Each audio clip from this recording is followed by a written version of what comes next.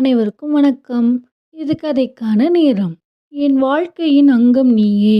பகுதி 1. இன்னைக்கு அவகிட்ட எப்படியாச்சும் பேசிடணும் என்று தனக்குத்தானே பேசிக்கொண்டான் நிதின். காலையிலேயே எங்கடா கிளம்பிட்ட என்று அம்மா சுமதியின் குரல் கேட்கிறது அடுப்படியிலிருந்து. எங்க போக போறான்?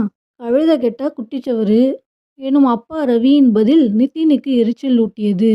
இருந்தாலும் அது அவனுக்கு ஒன்றும் புதியதில்லை. வேகமாக வீட்டை விட்டு வெளியேறியவன் வீட்டுக்கு முன் இருந்த கூண்டில் புறாக்களுக்கு தீனி போட்டான். இன்னைக்கு அவகிட்ட நான் பேச போறேன். அவ என்னை ஏத்துக்குவாளா இல்ல கோவப்படுவாளா?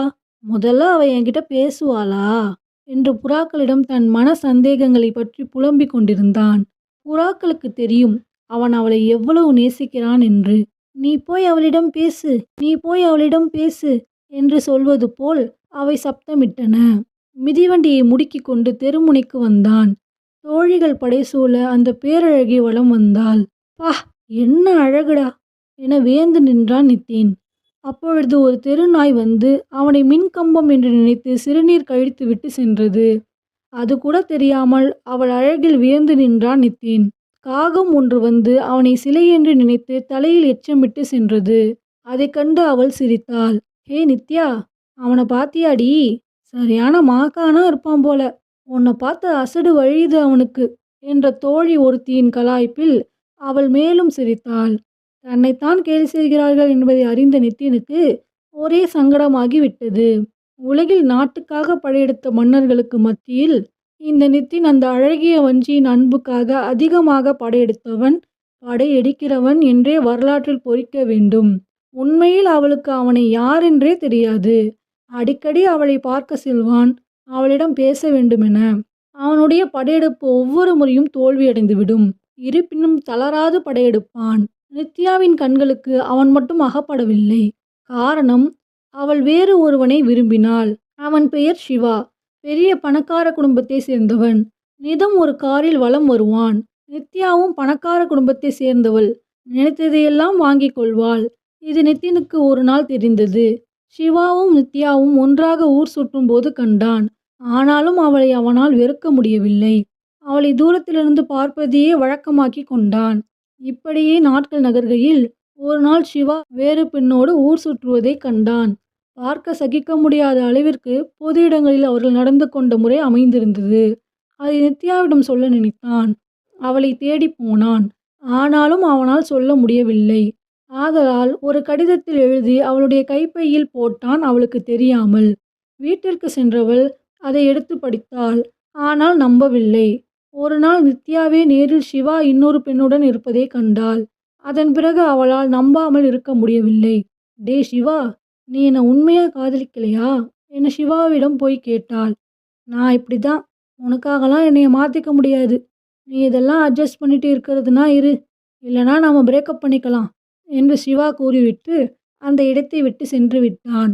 நித்யா அப்படியே சோர்ந்து போய் கீழே முட்டி போட்டு கதறி அழுதாள். அதை பார்த்து கொண்டிருக்க நிதினால் இயலவில்லை. வேகமாக அவள் அருகில் சென்று, ஏய், ஏன் அழுற என்றான். நான் அழுதா உனக்கு என்ன? எதுக்கோ அழுறேன், நீ உன் வேலையை பார்த்து போ என்றாள் நித்யா கோபமாக. என்னால் எப்படி போக முடியும்? நீ இப்படி அழும்போது உன்னை விட்டுட்டு என்று சொல்லிக்கொண்டே அவள் பக்கத்தில் அமர்ந்தான் நிதின். கண்களை துடைத்து கொண்டு அவனை பார்த்தாள் நித்யா. நான் உன்கிட்ட ரொம்ப நாளாக ஒன்று கேட்கணும்னு நினச்சேன். இப்போ அதை கேட்கலாமா என்று கேட்டான் நிதின். என்ன சொல்லு என்று நித்யா கேட்டு குழந்தை போல் ஆர்வமாகிறாள். நிதின், உனக்கு புறா பிடிக்குமா என்றதற்கு, பிடிக்குமே, ஜோடி புறானா ரொம்ப பிடிக்கும் என்றாள். ஆமா, எதுக்கு கேட்ட என நித்யா குழம்ப, உன்னோட கண்ணை மூடு என்றதும், எதுக்கு என்றாள். அதற்கு நிதின், மூடு சொல்கிறேன் என்றதும், சரி மூடிட்டேன் என்றாள். தான் கொண்டு வந்த தோல் பையை திறந்து அதிலிருந்து ஒரு கூண்டை எடுத்தான். அதில் ஒரு ஜோடி புறாக்கள் இருந்தன. இப்போ நீ கண்ணத்தர என்றவாறு அதனை நித்யாவிடம் காட்டினான். வாவ், அழகான ஜோடி புறா, நல்லா இருக்கு எனும் நித்யாவின் சிரிப்பில் நிதினுக்கு ஒரே குஷி. புறாக்களையே பார்த்து கொண்டிருந்த நித்யா, இதை நான் வச்சுக்கிட்டுமா என்றாள். வச்சுக்கோ, உனக்காகத்தானே கொண்டு வந்தேன் என்றதும், எனக்காகவா என வியந்தாள். சரி, நான் கிளம்புறேன் என்று கூறிவிட்டு நிதின் நகர முற்பட்டான். ஹே, உன்னோட பேர் என்ன? சொல்லாம போற என்றதற்கு, உன்னோட வீட்டுக்கு போய் இந்த ஜோடி புறா கிட்ட கேளு, அதுங்க சொல்லும் என்றவன் மகிழ்ச்சியாக வீடு நோக்கி வந்தான். நித்யாவும் வீட்டுக்கு வந்தாள். தன் அம்மா அப்பாவிடம் புறாக்களை காட்டி அதை தான் வளர்க்க அனுமதி கேட்டாள். அவர்களும் சரி என்று சம்மதித்தார்கள். தான் அறைக்கு சென்றவள் புறாக்களிடம், அவனோட பேர் என்ன என்றாள். கூண்டுக்குள் இருந்த சிறிய மறைப்புக்குள் இருந்த சீட்டை எடுத்து அவளிடம் கொடுத்தது புறா. அதை விரித்து பார்த்தாள். அதில் நித்தின் என்று எழுதப்பட்டிருந்தது. இதை கண்டு அவள் யோசித்து பார்த்தாள். பல தடவை அவள் நித்தினை பார்த்தது ஞாபகம் வருகிறது. அவள் எங்கெல்லாம் சென்றிருந்தாளோ அங்கெல்லாம் நித்தின் இருந்திருக்கிறான் என்பது அவளுக்கு இப்போதான் புரிகிறது. இருந்தாலும் ஒரு சந்தேகம். சரி, நாளை அவன்கிட்டயே கேட்டுக்கலாம் என்று நினைத்தாள். அப்படின்னா எங்கே போய் அவனை பார்க்கறது என்ற குழப்பம் வர அப்படியே யோசித்து தூங்கி போனாள்.